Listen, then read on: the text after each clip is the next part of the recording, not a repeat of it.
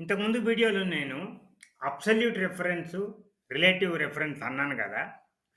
అట్లా అంటే ఏంటి అసలు? ఏం లేదు. మీరు చూడండి ఇక్కడ ఒక ఫార్ములా ఉంది కదా! E5, A2 to C1 cell references ఉన్నాయి. C100 అని. ఇప్పుడు ఈ ఫార్ములాని నేను ఈ ఫిల్ హ్యాండిల్ పట్టుకొని రైట్‌కు డ్రాగ్ చేస్తా. నాట్ అవైలబుల్ అని వచ్చింది. ఎందుకొచ్చింది అట్లా? కాపీ చేసిన ఫార్ములాను. ఎందుకొచ్చిందంటే, ఇక్కడ చూడండి సెల్ రెఫరెన్స్‌లు మారిపోయినాయి. నెక్స్ట్ దానిలో ఇది ఎఫ్ కాలమ్ కాబట్టి ఎఫ్5 అనొచ్చింది. అదేవిధంగా ఇంతకుముందు దానిలో ఏ2 అని ఉండింది. బీ2 అనొచ్చింది. సి2 అని ఉంది. డి2 అనొచ్చింది.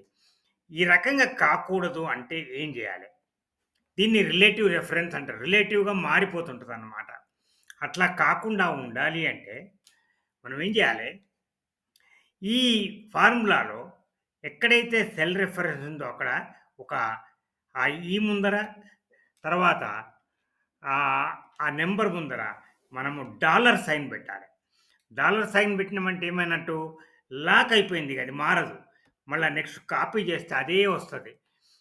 దీన్నే అంటారు అబ్సల్యూట్ రిఫరెన్స్ అంటారు. ప్రతిసారి ఇట్లా మనం టైప్ చేయాల్సిందేనా? అవసరం లేదు. మనం ఎక్కడైతే అబ్సల్యూట్ రిఫరెన్స్ చేయాలనుకుంటున్నాము. ఇప్పుడు ఈ C100 దగ్గర కీబోర్డ్ మీద ఫంక్షన్ కీ ఉంది. ఫంక్షన్ కీ నొక్కి F4 నొక్కాలి. F1, F2, F3, F4 నొక్కాలి.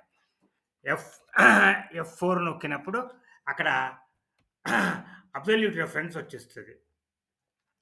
నా దానిలో ఇది పని చేయలేదు ఎందుకో.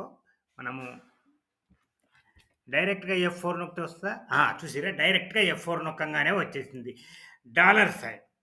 ముందొక డాలర్ ఇక్కడ దీన్ని అబ్సల్యూట్ రిఫరెన్స్ అంటారు. ఈ అబ్సల్యూట్ రిఫరెన్స్ ఉన్నప్పుడు సెల్ రిఫరెన్స్ లాక్ అయిపోతది. ఇప్పుడు దీన్ని మనము కాపీ చేద్దాం. కాపీ చేస్తే మనకు కావాల్సిన వాల్యూస్ వచ్చేస్తాయి. చూసారా? ఎందుకు అదే వచ్చింది? ఫార్ములా కాపీ అయింది. మనం సెల్ ఇండెక్స్ చేంజ్ చేయలే. కాలమ్ ఇండెక్స్ 2 తర్వాత అక్కడ కాదు. మనం తప్పు దానిలో చేసినాము. 1 ఇప్పుడు దీనిలో 2 దీనిలో 3 ఇదే అబ్సల్యూట్ రిఫరెన్సు, రిలేటివ్ రిఫరెన్సు.